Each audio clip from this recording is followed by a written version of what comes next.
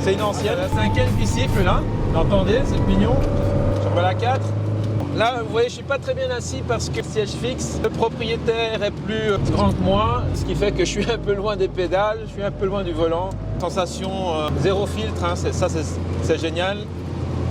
Direction non assistée, frein non assisté, on sent tout. Waouh, les sensations pures, ça nous change des voitures modernes où tout est facile et on est assisté pour tout.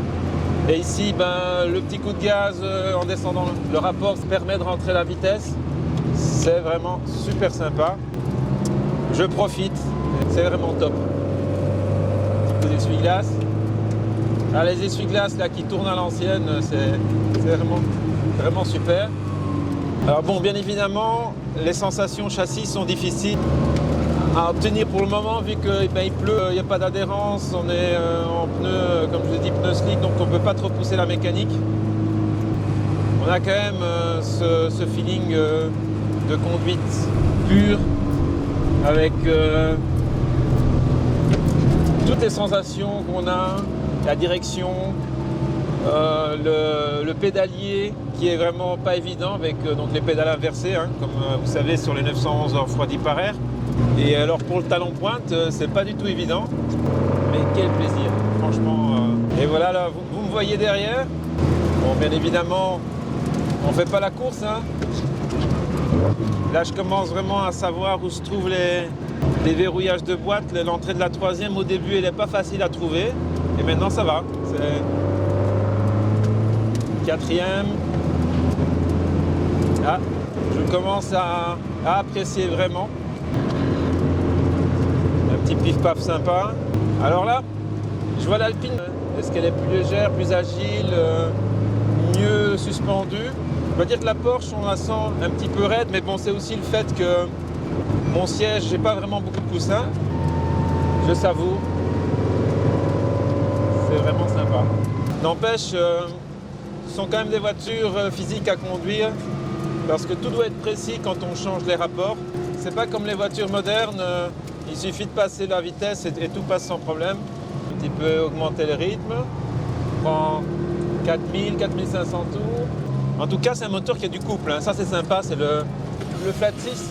Il m'a toujours surpris par le couple qu'il a et c'est vraiment sympa, très gai.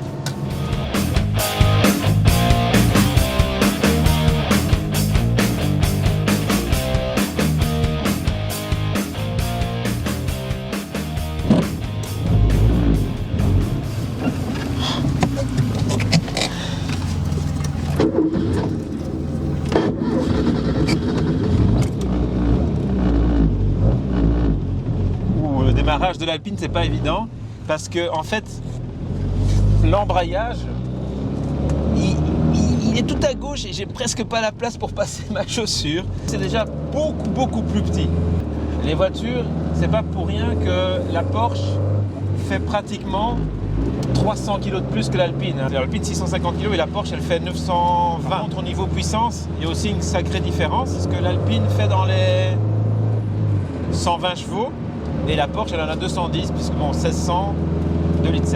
Alors on a l'impression d'être dans un prototype du Mans, tellement le pare-brise est incliné, loin. Le son du 4 cylindres est sympa, hein. Voilà, je vais un petit peu m'habituer ici au maniement de la voiture, des freins. Ah, par contre, j'aime bien le petit volant. Et la position de conduite un peu à les années 60-70, où on est loin du volant comme ça, avec les jambes un peu pliées. Alors là, je voudrais faire le double débrayage, mais j'ai beaucoup plus de difficultés à trouver mes marques ici. Il y a vraiment très peu de place au niveau des pieds, mais c'est vraiment sympa. Alors ce qui est rigolo, c'est la petite baguette ici pour les essuie-glaces. Alors les freins, oui, là c'est pas des freins, c'est des ralentisseurs pour le moment. C'est dommage, la voiture n'a pas été purgée. J'ai l'impression, la direction m'a l'air plus précise, plus alerte. Alors il y a du couple quand même, hein, parce que là je suis resté en 3 pour sortir de l'épingle. Il y a quand même pas mal de couple, malgré le fait que le moteur il a 1100 cm3 de moins que la Porsche. Mais c'est le poids qui fait la différence. On fait un petit peu sonner le moteur. Ok, ouais. Ben, moi j'aime bien le train avant. Franchement, ça me plaît vraiment bien. Damn it. Ok. Ça arrive. Voilà. Et un petit incident. J'ai calé en roulant. Je sais pas très bien comment j'ai fait, mais bon, bref. En fait, ce qui me dérange le plus dans cette Alpine pour le moment, c'est le pédale box. Parce que les pédales sont vraiment très rapprochées. J'ai la direction qui passe entre l'embrayage et le frein.